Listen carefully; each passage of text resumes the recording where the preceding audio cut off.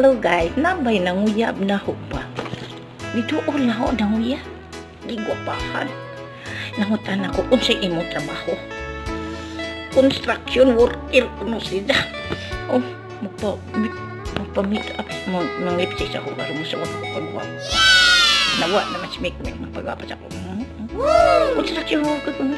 Ay, maadyo na po. Ang gisugot na dyan. Guys, ang gisugot na dyan.